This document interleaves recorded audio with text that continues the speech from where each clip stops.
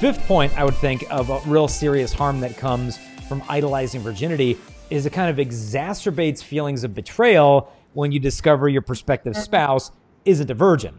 And then you start to question, well, wait a minute, I've waited all this time. Maybe she's just not the one, because I've always expected I'd have some spotless virgin on my wedding night, but she's not. And I try to point out to these, especially guys struggling with it, because I think guys struggle with this perhaps more than girls. I can't speak. But I try to tell them, like, you don't save your virginity for getting it. It's not like a white elephant gift exchange. Yeah. You know, like, well, I brought mine to the party. You know, where's yours? This is a sham. You know, but you know, they express me a feeling of being gypped in a sense, and you have to enter into that. Like, okay, look, I understand that. You know, I understand of like, you made many, many sacrifices along the road, and you could have done that. You chose not to out of love of your future spouse. And now you're wondering, well, what the heck? You know, when I was waiting for you, why weren't you waiting for me? And so you have to validate those feelings, but at the same time, explain to them, like, she didn't cheat on you. She didn't even know you. She hadn't met you yet. You know, she's in a different place today. And so what a shame it would be to miss out on a beautiful prospective spouse because you're just simply in the pursuit of virginity instead. And if you can't let go of that, then it might be better for you not to marry her, because she doesn't need that hanging over her head for the rest of her natural life. If you're going to lose out on the gift of the person because you're on a quest for simply virginity, maybe the issue of the brokenness isn't so much in hers life, it's in yours.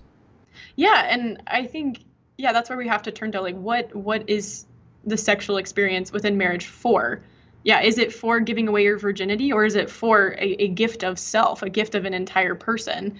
And if you want to collapse it into just virginity, right? Like, I love that you say, like, you don't give your virginity to get it, right, from somebody else. And but is intercourse within marriage about experiencing a whole nother person and giving your whole self, including all your experiences and the consequences of those experiences, or is it about just getting virginity? And I think there is a feeling that we're tempted to feel when we encounter sexual sin in our partner, is like, that, oh, how could you kind of thing. And I think that's also interesting when we just recognize, like, we bring sin into this marriage too, like, everybody is bringing something to the table.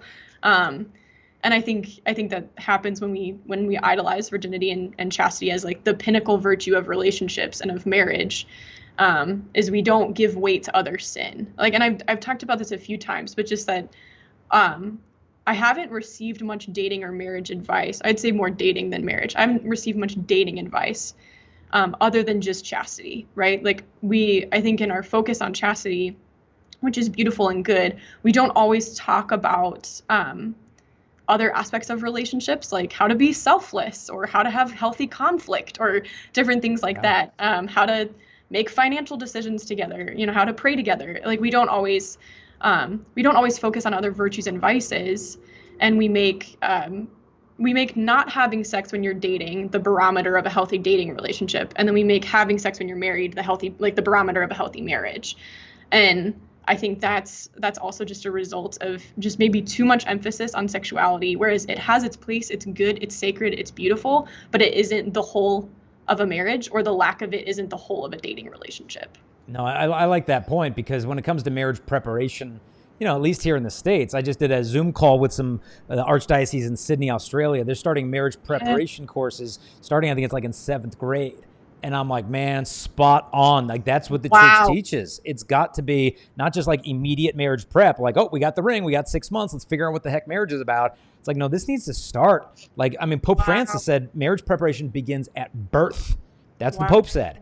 And so we're so far behind the game when we start being like, okay, got to get ready for marriage, chastity. You're 16 years old, get this piece figured out. It's like, yeah, well, we don't know how to resolve conflict. We don't agree on Monday. Like, there's nothing that we've really been taught other than don't have sex.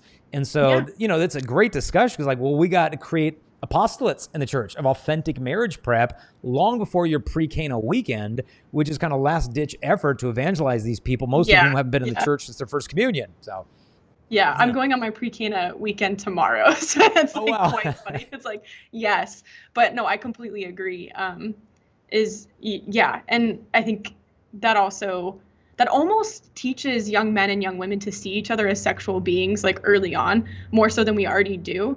Is like, if all we can talk about in regards to the opposite sex is chastity, then, like, we're not gonna be able to be friends with each other, teach young people how to have holy friendships, you know? Yeah. That's really good marriage prep, how to be friends. Yeah, there's a concept. Hey there, I hope you enjoyed that little clip, but if you want to see the whole episode where this came from, just click the link here. And in the meantime, we want to invite you to help us share this message, and there's a couple things you can do real quick. Number one, if you like or comment or share this video, YouTube will actually show it to more people. Also, don't forget to subscribe, hit the notification bell. We release videos every single day, and you'll be notified as soon as those come out. If you want to help us also to spread this message, you can support us at patreon.com/Jason Evert. That helps us to create these videos and show them to the whole world. God bless.